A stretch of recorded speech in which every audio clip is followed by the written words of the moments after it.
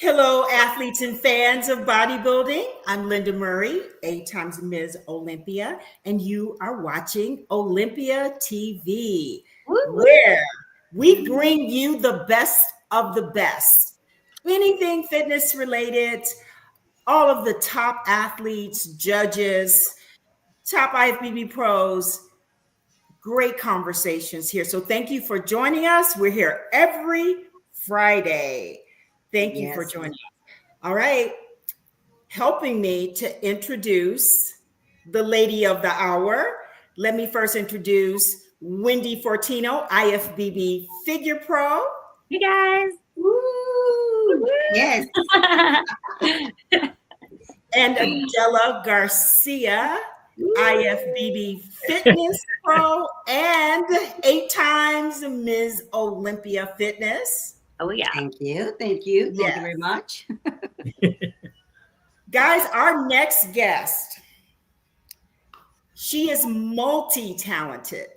First, she's an IFBB Figure Pro. She is the promoter of 3 events in Texas, and she is the vice chair of the big state of Texas. She's the owner of Rock Fitness Center. She's the owner of Galvanized clothing. And you have a nutritional line. You own several properties. So I can't wait to dive in. Guys, she's also an IFBB and NPC judge. So let's welcome Bernadette Galvan. Galvan, yes. Oh my gosh. It is such an honor to be on here with you. Beautiful, talented ladies that I've looked up to for so long. It is an honor. So thank you very much for having me. Oh gosh. So much depth. Yes. So much depth. We did that seminar at the NPC National Workshop, and it was on entrepreneurs. And that's where I first learned of your depth in your businesses. And I just it's just amazing all that you do. Well, in Bernadette, before we get started and tell everybody about your perspectives and everything like that on topics that people definitely want to hear your insight on, just to start out, to get everyone brushed up on you, tell us your journey in the fitness world, how you got to where you are now. Wow. I know it's a lot. Well, I consider myself one of the older athletes where obviously the resources and the divisions were limited. Yeah. We didn't have much to choose from. When I was competing, we obviously only had, at the time, they had just come out with figure. I remember when I attended my first bodybuilding show. Actually, there wasn't figure when I went to my first bodybuilding show. It was fitness and bodybuilding for women. And I grew a love for it because I was on the business side of it, working for a gym. And there was a lot of, not a lot, but one of my coworkers was actually preparing for a national show. She was a bodybuilder. And there were several other, athletes at the gym that I was at the time, which was back in the Rio Grande Valley. That's where I started my career. And so I started off, oh my gosh, that photo. I'm so glad we didn't have social media back then. You look amazing, girl. It has evolved, right? But I just, through meeting and watching, witnessing, some of these athletes, their discipline and prepping for a bodybuilding event. There was a bodybuilding event in the Rio Grande Valley in South Padre Island. This was back in the 90s.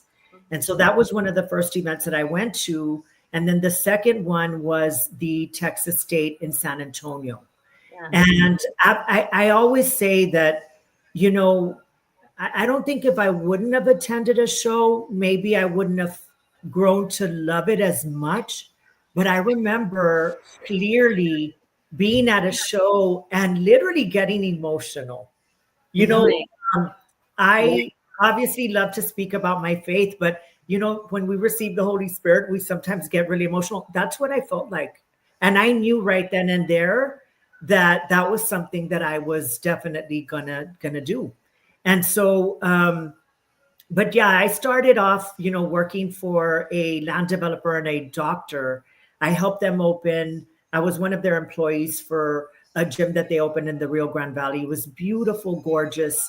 And in that work environment, there was a consulting company out of Columbus, Georgia, that I was trained out of. And I live there in Columbus, Georgia. Go ahead. Okay. Corey Everson had all female gyms there. Yes. So I would go to Columbus, Georgia. I went through a lot of training. So basically I learned how to open up gyms pretty much from the bottom up. Was that Charlie Lindsay? Yes. Yeah. Oh my God. Yes. Yes. I worked under, it was called American Club Systems. That was a company that the trainers hired. And so I basically I considered that my schooling for this. I went to nursing school before that, but we won't even go into that. Yeah. This, you know, I got into the nursing program. And when I did my clinicals, I was like, I want to get to the root of the problem. This isn't something I want to do. So, in going back to school, I had to land a job, and I went to this gym. I wanted to get a membership, and they hired me. They're like, we love your personality. We really need employees. We're opening up a new gym. Look at this gym behind us. It was a beautiful 30 square foot facility. And so long story short, they hired me, and I started doing my training under American Club Systems, even, you know, witnessing Corey Everson. Yes, yes. Photos. My first gym, that's how I came to be in Norfolk, Virginia, is because I met Charlie Lindsay in Columbus, Georgia, and he had a gym for sale. We looked at 3 of them, and the one that I purchased was in Virginia Beach. And so that's how I know exactly. This is crazy. I didn't know that. Oh my gosh. Go ahead. I'm so sorry. Yeah, I'm impressed. So I ended up opening for this land developer and doctor. I opened up 3 fitness centers. We did a co-ed center. Then I opened up an all-women's gym for them. They were pretty much monopolizing the area. Yeah. And they were sponsors for the local bodybuilding show in McAllen.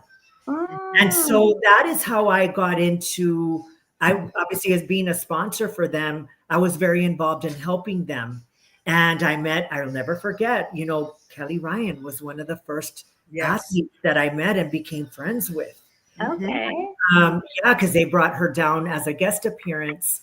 And then I ended up moving to Laredo, and this is another, you know, long story, but I had family in Laredo, and my brother's like, hey, there's these people building a gym. They want to meet you. You know, they know what you did out there in the valley. They want you to come over here. And so I ended up moving to Laredo because what I wanted to do at the time, I was working so much opening up these gyms. I wanted to compete.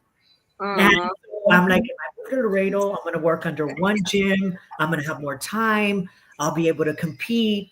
And so I did. I moved to Laredo. And during that time, I remember the chairperson of Texas, who I had somewhat built a relationship with, you know, just working that show in McAllen.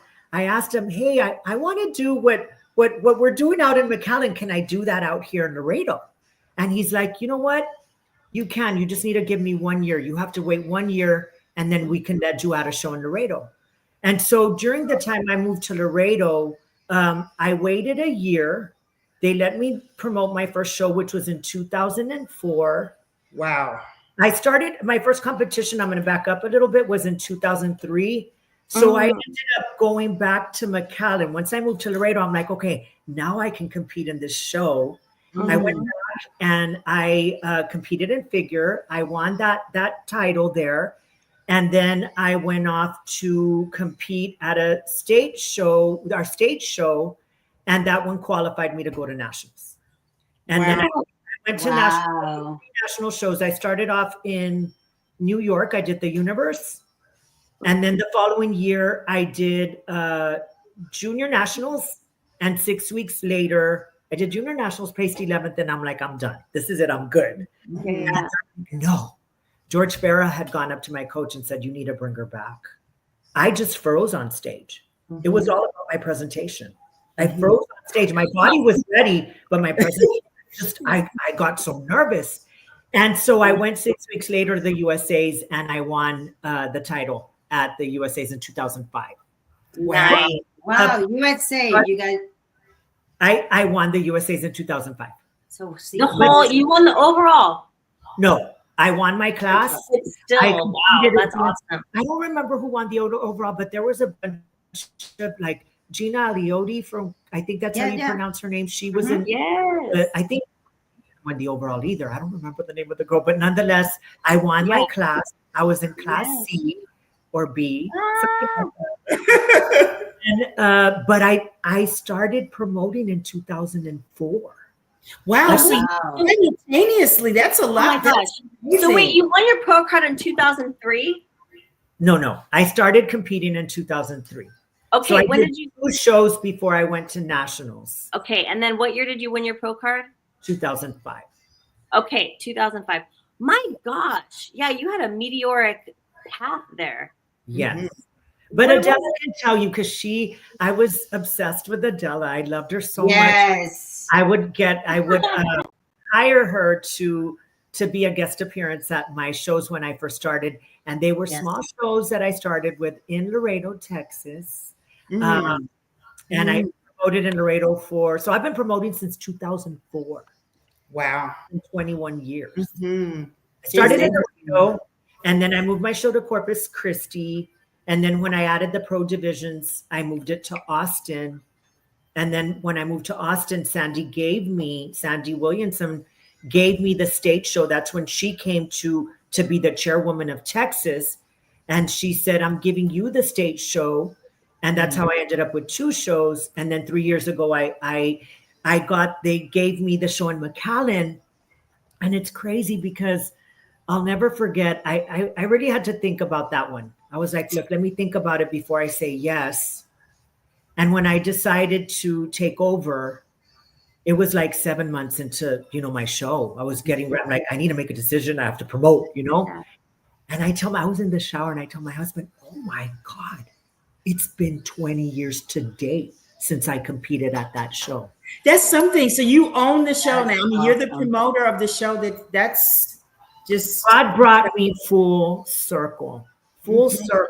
And that's when I knew, like, I was a little hesitant at first, but that's when I knew it was for me. I'm like, this is for me, Wow.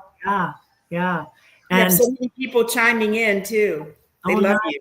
Aw, yeah. They love you guys. All of you. So I we love you. This. So I just found this. This is your. That's my all women's gym. The women's center. I don't know if you see like my BG store, but that one also has like an indoor heated pool. We have even another area that's for cross training. And I have a really nice, like that's where the main BG store is at. So I have a boutique in each gym, but the prettiest one obviously is inside the women's center.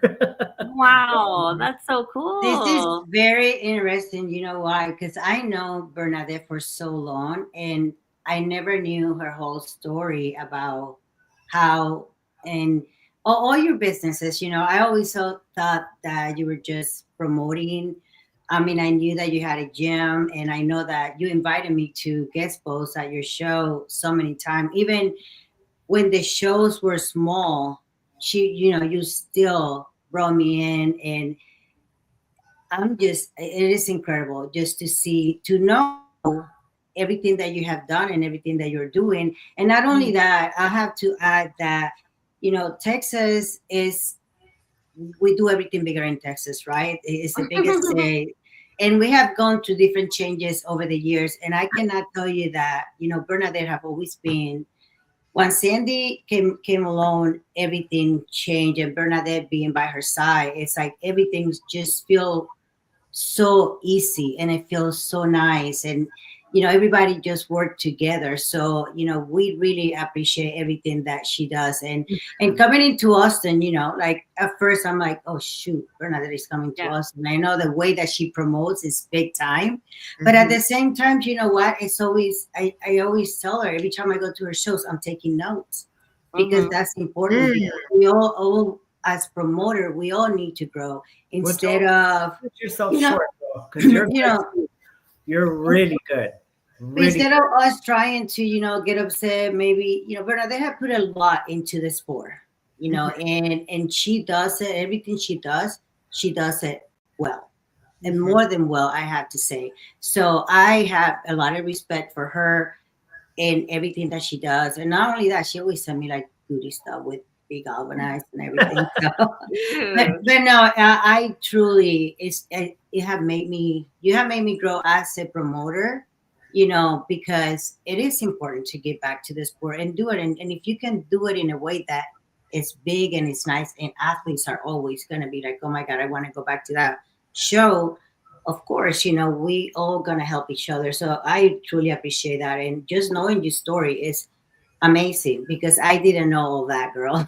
Yeah, the gym business, I've been in it since, forever, since the 90s.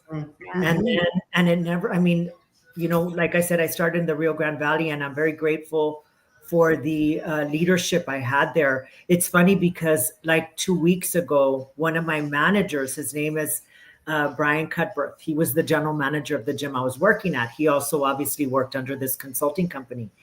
And he sent me through Messenger, he sends me a newspaper article that had, because we would compete against a bunch of, American Club Systems was managing a bunch of gyms.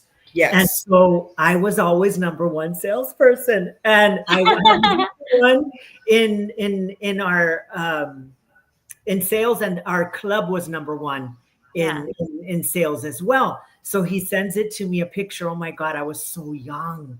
And he tells me, you're still number one. And I was like, oh, it meant so much.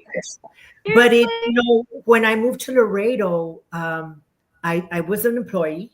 When I started helping the gym that opened up here, the owners, they were also wonderful people, and they were so good to me. But they didn't know what they were doing. Yeah. And so when I moved over here, I was like, oh my God, I thought I was going to work less, but it was a lot of work, getting it started. Oh, yeah. We were like the first membership club. Now it's evolved. We have gyms everywhere. But I started as an employee, and then when I, obviously y'all know I was promoting in 2004, and there was this one man who had like a hardcore gym in the city, and he was one of my sponsors. And he would tell me, he's like, I want to build a gym with you. And I was like, oh, thank you, but no, I can't do that. I always felt like I don't want to burn my bridges, and these people were so good to me. But the opportunity arose that the owners wanted to sell. Called this man, and I'm like, the sponsor, who was huge bodybuilding fan, he would go to the Arnold every year. And so when he found out that I competed at the Arnold and stuff, he was so drawn to me. Yeah. And he's like, I want to do business with you. So I called him. We ended up going into business together. We merged. That happened in 2007. And in 2017, he sits me down and he's like, you ready to do this by yourself? And I'm like, what? Oh, where are you going? Like, I just never saw myself or, running the business by myself. And he's like, yes. He was getting older. He obviously had other businesses that were his priority. This was just like a side thing for him. And so through the grace of God, I took over in 2017. And at that time we had already purchased land to build a third location. Wow. The land was kind of sitting there for a couple of years. And so my husband and I took a leap of faith, and we did it. And in 2020, we decided to build this gym. And the week that we're going to have our grand opening, we had scheduled everything the week before they shut us down because of COVID. Yeah. Oh, wow. You know, It was such a scary moment. When we do these shows and we prepare, and I look at your story, your history, your resume, and for me, I thought what's so important about this conversation, talking to the athletes out there, the competitors, the importance of, because we all want sponsors, like amateur, the first thing they'll come up, how do I get a sponsor? It's like they want to quit, they want to quit their job, or they just feel like I'm going to make $1 million. But you are an example of starting as an employee, as a competitor, loving it, and then moving into these different businesses. Because running a gym is not easy. I know being not easy. Being the chairman, vice chairman of the state of Texas, that's not easy. So can you speak to all of the IFBB pros out there, the women and the men, speak to the NPC athletes to explain to them the importance of really like finding your place, and that you want to be an owner. You don't want to be somebody being sponsored by someone. Can you speak to that, please? That was good, Lenda. Yes, she is so well spoken. It definitely wasn't easy. I have to say that, one thing that this sport taught me was how to strengthen my mind. Because like I said, I was in the business first before I even learned how to work out. And so for me, once I got into working out, I loved it. And I loved it so much. I think I'm just so competitive in nature that I do have an addictive personality, that I wanted to take it to that next level. But you have to have a firm foundation to do any of it. I feel like my firm foundation came from knowing that I wasn't going to put that, like, if you can't balance it, then maybe you shouldn't be doing it. Yeah. Until you learn how to have that balance, then you will succeed in the sport. I also feel that, there are people, because it's hard, especially when you're at a level like yourself, Lenda and Adela, where y'all are like holding titles. I feel that actually is more pressure than when you don't have the title. And so it isn't easy. You have to put a lot of time. You have to sacrifice a lot of time, but it is doable. You just have to, like I said, have a strong mind. You have to wake up early. You can't play victim. I think having that spirit, that's what hurts a lot of people, is that they have this victimized spirit that blocks them. It blocks them from growing. And I always say we grow and we go, right? And in life, one thing that God gives us is seasons. Like I learned how to transition into my new season. Like when God told me, you're not going to compete anymore, I wasn't happy about it. But I transitioned, and look at where I'm at now. Then I became a judge, and so on and so forth. Yeah. But can anybody juggle all of it? Of course you can. You just have to have that firm foundation. And my firm foundation is my faith. The Spirit of God in me is what keeps me going every day. Like if I don't feel my spirit, I'm going to be good to nobody. Yeah. I won't be good to my staff. I won't be good for anybody around me. But I also feel that the more you give, the more God gives you back. And one thing that I did do is, like, I gave a lot, like in opening up these businesses. Like, for example, when I moved from the Rio Grande Valley to Laredo, I thought it was going to be easier because it was one club versus 3 clubs. And it was harder because of the mindset. People did not know how to eat, and they didn't want to sign a contract. Right. Oh, wow. What? And so I had to work harder. So I was investing so much time into people, literally like writing out meal plans for them, just a sale. just to get them to become a member. And so it was a lot of work. Mm. But overall, I feel that if you prepare yourself, if you have a goal and you set yourself up for, okay, you have to have somewhat of a, like a mission, right? You have a goal. And in order for me to accomplish that, these are the things that I need to do on the daily. But when I moved to Laredo, the owners I was working for before I became an owner, I didn't want to tell them I was competing because I thought that they would think that my job performance would diminish. And so I didn't tell them. You hit it. I didn't tell them. I'm like, I can do this, but I don't want them to feel, because we all know that bodybuilders are very needy. Yeah. Yes. I love bodybuilders, but I don't know if I want to have bodybuilders as employees, Yeah. Yes. So I felt like the exception. I'm like, I'm going to do this. I'm the exception. Yeah. And I also feel like I had a lot to prove, because I'm like the small town girl. Like, I grew up in a very small town where nobody would think that a girl from Hebronville, Texas would make it to the Olympia. And the more fire that God would give me inside of me, the more that I would fuel myself, the more that I wanted it. And there was nothing that was going to stop me. And so my firm foundation is in Christ. And obviously I always say that, I'm going to live God's will for my life.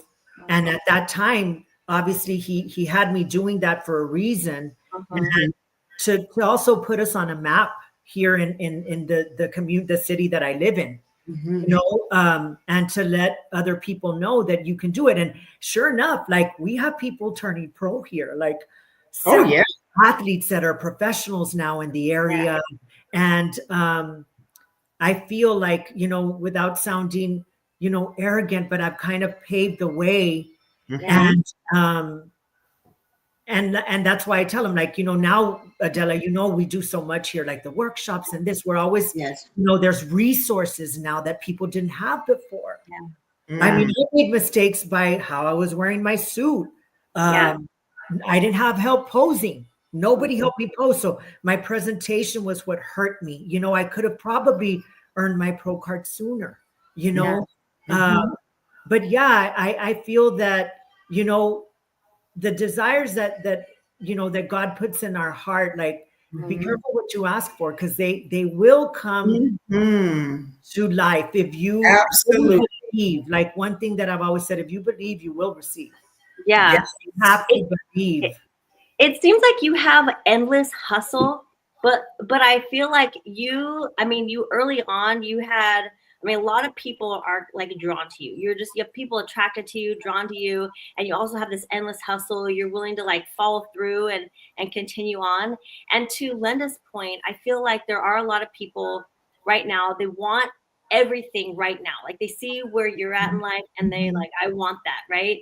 And it's really difficult right now. And I'm kind of like almost defending it, but also, kind of frustrated about it. But the current day and age, it's like this attention economy, and everything happens yesterday. Everybody wants everything now. And it's really difficult, because when you see someone like you who really did the process, you grinded, you hustled, like Lenda said, you started like at the bottom and you worked your way up to the top. That is just so rare in this day and age. And it's like, what kind of advice would you give somebody in the current day and age where people are just operating differently? To like appreciate that process.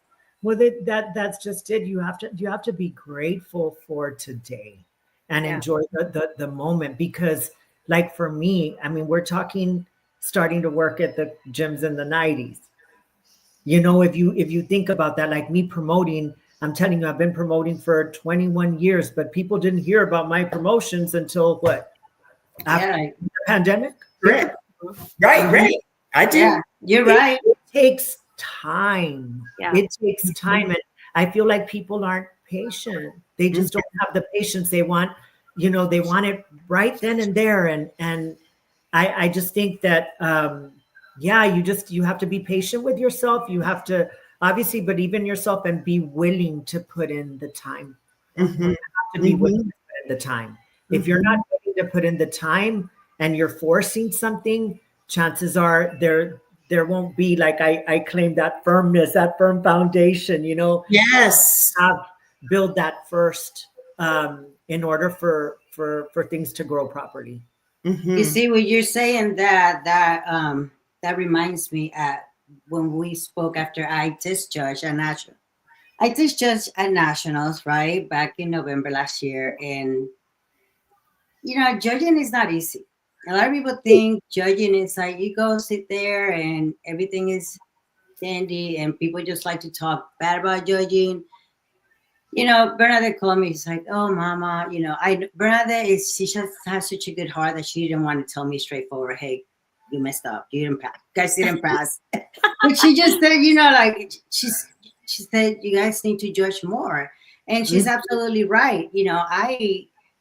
I want to become a pro judge at some point, but honestly, I know that after being there, I know that I have a lot to learn. Mhm. I just put my head down and I said, it's all good.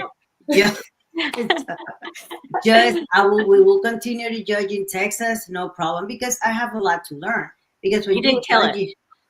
No, I didn't kill it. No, kill oh it. no. Because a lot of people, no, seriously, a lot of people think because you are a pro athlete or you won the Olympiad that you can judge. Yes.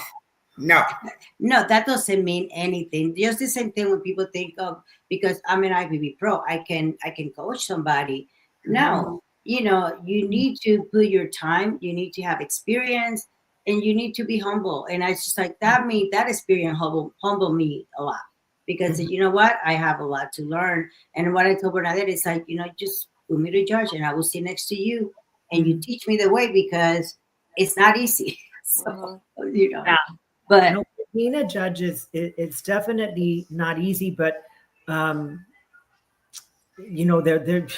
sitting at a table for long hours, and like here in Texas, for example, we have shows with 700 athletes. I mean, that is the size of a national show, which we judge in 2 days. Oh, yes. And we're judging in 1 day. And one thing that I pride myself on is making sure that we're giving the athletes the attention they deserve, no matter how many athletes we have on stage. I know that because it makes a big difference too, being that you know what it's like to be a competitor, right? Because sometimes we'll see judges, they've never competed before. Right. But the majority, I think, at some point, they have some understanding of that. And that's where when I learned the difference, when I started to grow, is when I transitioned out of being a competitor and I promoted my first show. And I thought, oh my God, what's involved in being a promoter? Like, it's so much harder being a promoter, being responsible for all these athletes and the judges. It's so much harder being a judge and being responsible and having to answer to the athletes than it is to be a competitor. yes. I used to think that I was the sun. I'm not that kind of person, but I thought I was the sun and the world revolved around me. Well, of course, we're the sport. Like, honey, you don't even get it. Right. Like, you have no clue. So talk to that, being a competitor and being a promoter. And I heard you say that word needy, because I hear that and I see that, and I have to learn to, Yes, as a promoter, find a way to get through that part of it.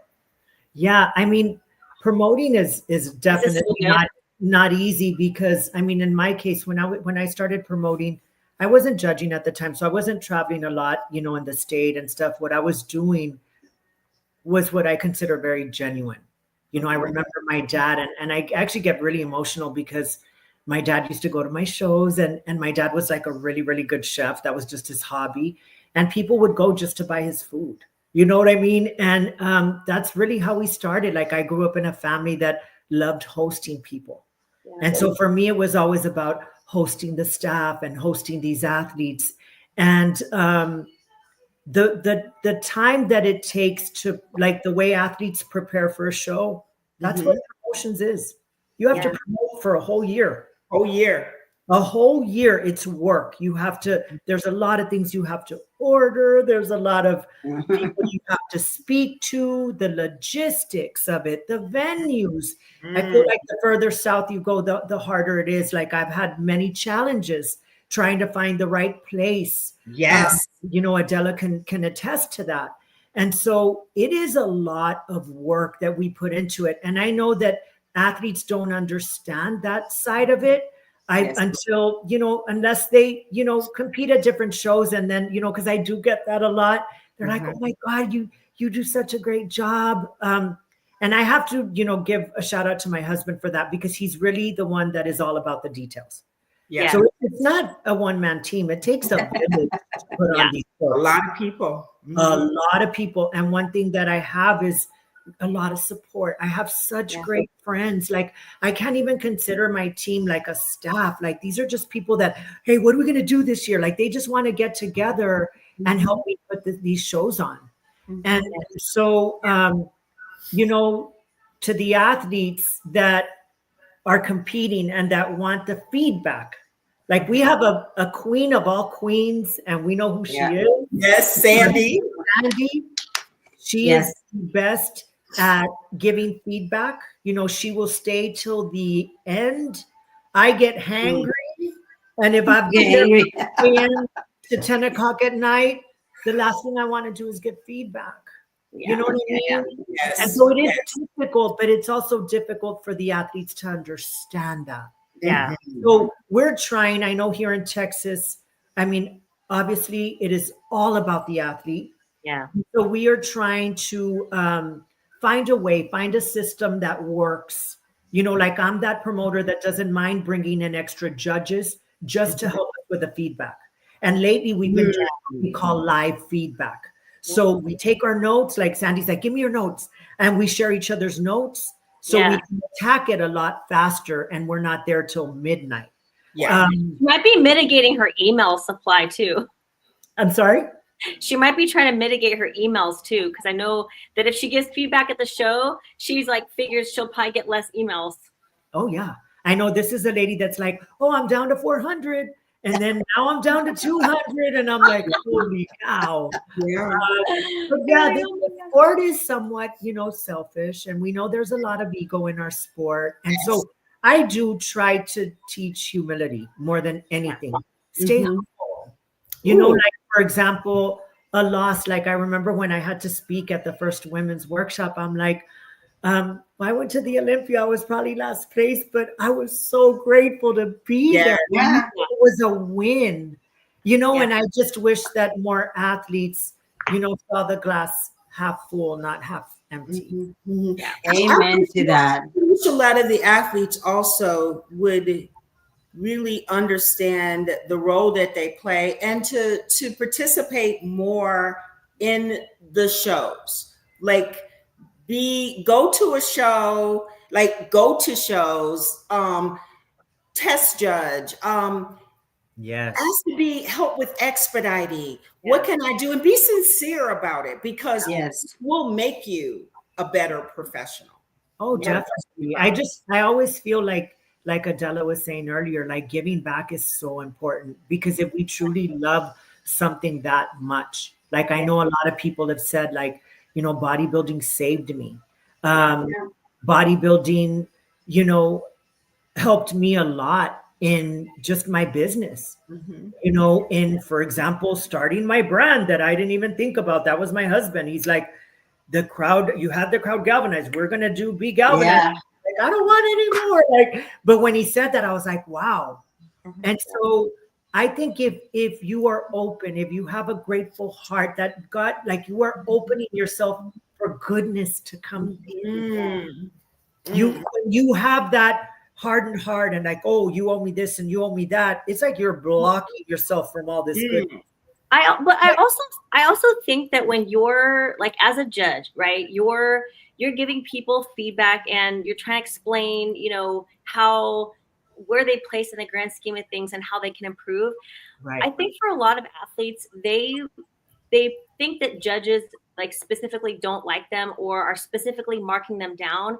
And like, tell me if I'm getting this right, because it's kind of like how I explain to people. I tell people that it's like, when the judges look up, it's like they're gravitating to the people that are standing out to them. They're not going out of their way to not choose you. They're going out of their way to choose this person, and then it kind of like flows down from there. So your goal is to be the one that catches their attention, because people feel like it's personal sometimes. They feel like if they get like last place or they don't place the way that they want to, that you're specifically picking them out of the crowd and like putting them down there.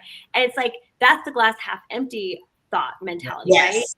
How do you become that glass half full where they are like paying attention to you? Is that kind of, I mean, that's kind of you're making a lot of sense. And that's why I tell you, like, if I wake up and I'm just going, and I'm not feeding myself spiritually, if I'm on empty, I'm going to be no good for anybody. And I'm probably going to think that everybody hates me, that judge doesn't like me, that's what I mean about a victimized spirit too. You start creating all these things when in reality, it's not like that. You know, like if you're, you know, especially you're speaking Lenda's language. You are.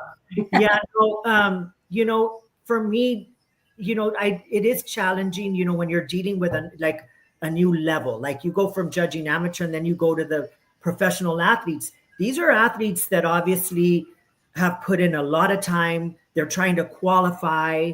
And for me, I try to remove the name of the person or the placing from the previous show. I hope that's not wrong, but I don't want to judge off of potential.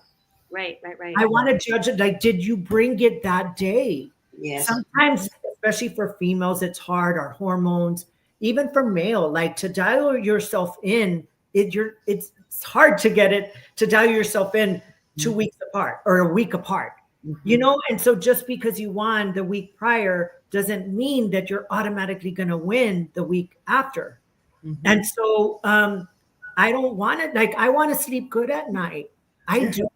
As a judge, that is one thing I pride myself on, is like being fair. Like, it's not who I like more. It's like the criteria. Once you learn the criteria, you really learn it. We're trying to be as consistent as we can.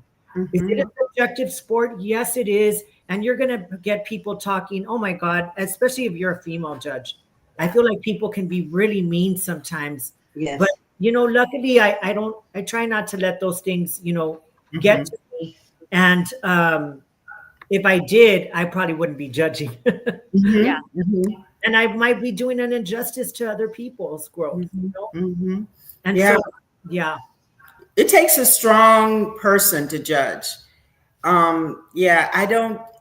I've never judged, and that was something that I knew, like that courage to be honest and not waver, and to be authentic in your conversation with that athlete, giving them feedback. That's so not me, you know. And I'm better now that I'm older at being authentic and being honest, but that's a really tough job. For I think the best feedback they can give is for that athlete. I don't like when athletes start comparing. I'm going to give you the feedback that you need for yourself. Yes. Not in comparison to somebody else. And but that is the problem, I think. I mean, obviously we have a lot of you know, good things about our sport. If not, we wouldn't be talking. I have a question for you though, because like genuinely, I want to know, and you obviously don't have to mention names, not that you would, but you've been doing this for so long. Has there ever been a time when you gave an athlete hard, difficult feedback and they didn't receive it well? And how do you well, it happened to me at my first show, head judging. Okay. And, whoa, it threw me for a loop. I'm not gonna lie. Actually, I had Tarek there, and I just remember him standing up from the table. And one thing I learned from American club systems is once your manager takes over, you don't say a word. And he had my back. And, you know, I remember, you know, that particular athlete sending me a message months after apologizing to me. That was great. Yeah, but I mean, I've already learned, because you got to understand, like, it's such a subjective sport Some people, you know, whether it's your mom or your dad or your loved ones, like, you should have won. I mean, they're not looking at anybody else but you. No. Yeah. You Yeah. know? Yeah. And so sometimes people really do think they should have won. And sometimes some athletes do look that good, but maybe you were too hard, too striated for that particular division. And that's something that I think that's why it's so important for athletes, especially if you're a new athlete, to attend these workshops. I mean, this is stuff that, like, I am so appreciative to a lot of our professional athletes and a lot of our staff and judges who don't get paid to do this, but they give their time to educate, to teach. Because like Sandy says, you could be the better athlete, but we're judging off of criteria, not who looks better. And so that is something that I feel athletes really need to learn, especially if you're new. It's important. That's why I say go to shows, go see what it's about, watch videos. You know, Tyler is putting out some amazing videos. Really good videos, you know, going over, giving feedback. And even athletes, even judges were like, okay, like, we learned from him, you know? And so I think that, like I said, we, and I'm talking on behalf of me and Linda and Adele, we did that girl back then. We didn't. And I was that athlete that never asked for feedback. I just knew what I needed to improve. Yeah. I get it. I love this conversation. And when we get someone that's a champion like you, that's accomplished like you, it always goes back to what you were saying, that foundation, your faith, like what's in your heart. And it's challenging. I know there's guys out there that when you're dieting and you're going through that process and it's so hard, I understand. And I see this because I'll see all the athletes. I'll be at a show and it's Thursday, everybody's happy. It's Friday, everybody's happy. And we all here in what we do, we have to judge in a sense because we have to talk about the athlete or to make comments on the top 5 at the Arnold, what we think, you know. And then they hate us. No. That's our opinion. But at the end of the day, it is, you know, it's a physical sport, and what you do, you're grinding. But at the same time, like, my best Olympias is when I was totally whole, you know, like totally whole. I mean, where I was really just at peace and even winning. And you just said that, Bernadette, and talked to us and being champions. Like, we know like what it's like to win the Olympia. And then what they think sometimes comes with that. It's not always what they think. And you have to be prepared. And if you don't have a foundation and you're not at peace with who you are, you know, you worked hard, right? You know, so I love that, to speak to that, because people, they don't want to, they get so physical. Everything's physical, action. And when you are your foundation is right and your head is right, like, you'll know what to do. You'll have that inspired action versus just doing, you know. Right. So I get it. Yes. Yeah, I think I was in that area too at one point. And Bernadette and I were talking about it, and we're talking about, she said, I was thinking that everybody's against me. You know, just like, and somehow I gotta say, Linda, when you invited me to do this, and after that women's workshop, it was like something just shifted, where it's like, you know what,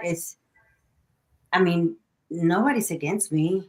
I'm against myself. I'm the one doing all this thinking to me, because I don't know it. But even Bernadette, when we were talking, she's like, you just look like you're back to where you were at when you were competing. Because it took me a long time to kind of like come out of whatever I was going through after I retired. You know, people need to understand when you retire, everything changes. Yeah. It's a Isn't big that change. amazing?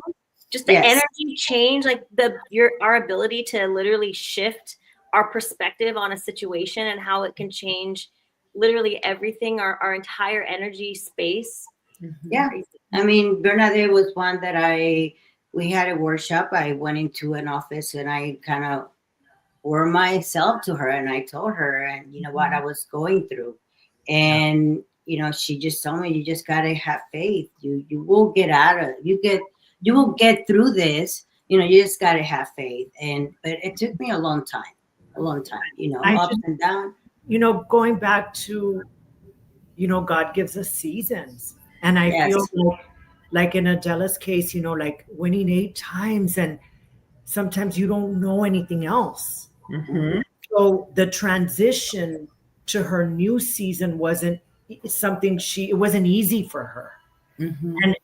And you know, I remember, because I remember talking to her mom, and oh my gosh, we talked and we prayed, and I said, all we can do is pray for her. She has to do this by herself on her own. Nobody can do this for her, but we have to believe for her. Because I remember early on when I would see Adela in the magazines, like I saw her in this light that she was not seeing herself in. Mm-hmm. Crazy. And I'm like, girl, you got to see, like, you have to see yourself in this light. Like, I'm like, you are 8-time Miss Olympia. A person that can accomplish that can do anything. You have to believe that, though. I can believe that for you, but it won't work unless you believe that. And so I feel like I've had this connection with Adela for so long. And I think last week or 2 weeks ago, her and I were talking. And, you know, this sport is hard because it does take a lot of our time. Like sometimes I find myself, you know, losing the balance and putting more time here than there. And because we're human, right? And so we can fall into, like, you know, moments that we're not feeling so good and stuff. But I told her, you know, we can't lose our joy in this. Yes. The moment that we lose our joy, for me, that's a moment that I know that maybe I'm moving into a new season of something. But so far, God has been really good in showing me and allowing me to grow. And Adela, you're there. Like when I saw her even at the women's workshop, I'm like, girl, you are a natural. Like this is.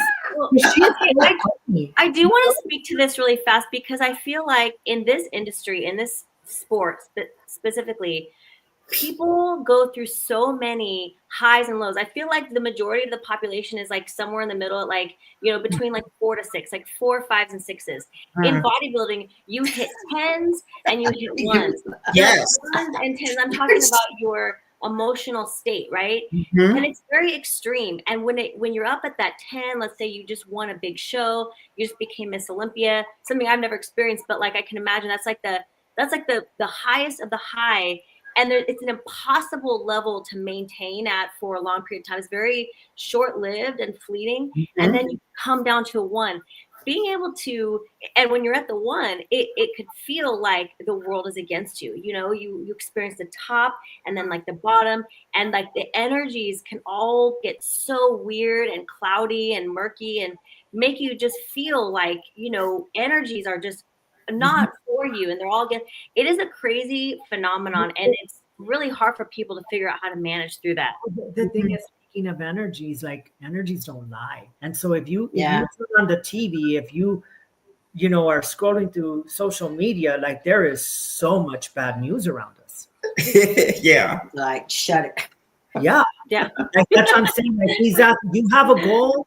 You cannot tell me that you cannot wake up earlier, prep your meals. If we just disassociate sometimes from things that don't do us any good, because if you know that it's affecting you, cut it.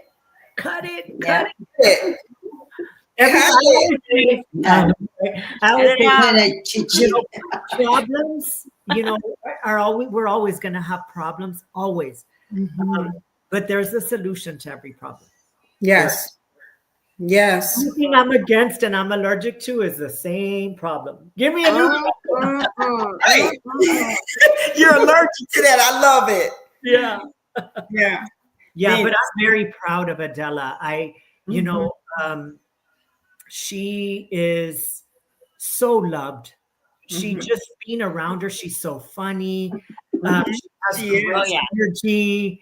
Like I say, me and her go way back. And the fact that, you know, like time obviously has, or distance, you know, doesn't allow us to see each other every day. But we get on the phone call once, it's like we've Like nothing. Never skip a beat. Never. Yeah. This is such a beautiful industry. Bernadette, I picked you up here in Arizona. Remember? Yes. And guys, this is also another thing. Like, you could be 8 times Miss Olympia. Like for me, I like to work. I want to participate. And this is another example of, how can I say, when you get involved, like the fact that I picked you up from the airport, we had a conversation, and I remember we talked about Adela, like just because you were relating, you're 8 times Miss Olympia, and I'm like, yes, and Adela. And now here we are having this conversation, and I have more insight to you. Like who you are, Bernadette, you know, and that's why I love talking to Adela. And this is why, like, Tarek, Bernadette is one of the best judges and promoters in the world. Oh yeah. Yes. And IFBB pro women out there, man, like athletes, like we get you, we feel you, and we're just saying, like, if Adela can feel a certain way after winning 8 Olympias, and I can feel a certain way after winning 8 Olympias, we're saying to you, don't take it personal. Right. No. But we do get, and to Wendy's point, the highs and the lows. Like, you're high on that night, you know, on that Saturday night, you feel great, you look great. And then that next morning, as professionals, we've learned that we have to find something different and be prepared, because that was a big high. And now the next day, you don't have to do cardio, you don't have to eat broccoli, and you know, but be prepared for that thing that's exciting, what you've accomplished. Go do a photo shoot, be ready. Yeah. Like, we're all in this together. And you have to have that attitude. You have to understand that. Yes. I think our support system plays a big role in that, you know, surrounding yourself by, you know, good people, and, you know, just, it is important, you know, because we're like magnets, you know, going back to what Wendy was talking about, and energies and stuff. And it's so true that energy doesn't lie. And so we have to, you know, I am very spirit led. And so I know what I feel. You know, it's important. If you're not feeling it, if it affects you, you cut it or you walk away, you know. But yeah, Lenda, I was so happy when I'm like, Lenda Murray's gonna pick me up. Yes. She has that effect on people. She really does. Yeah. She does. I think the thing of it is that people don't understand, like, you know, at the shows, at all of our Arizona shows, I'm backstage doing the trophies and putting the trophies together, and I'm working, and, you know, it's like, oh no, don't tell me Miss Olympia, I know who I am. I know what I love, and I want things, and I know promoting a show, all of the things that have to happen. I'm secure with who I am.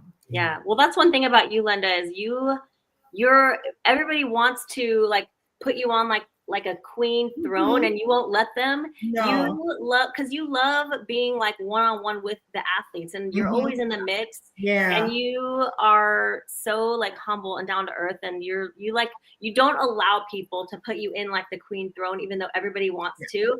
And we're all queens. We're all queens.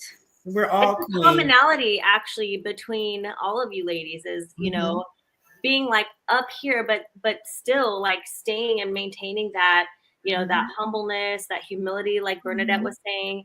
And that is, I would say, like after this like conversation, like hearing everybody talk, that is probably a huge part of that foundation and that root is to always maintain that humility, because as soon as you feel like you're at this level that you may be at and people think that you feel that, like that can really affect your energy, I think, a lot. Yes. Like, not in a good way.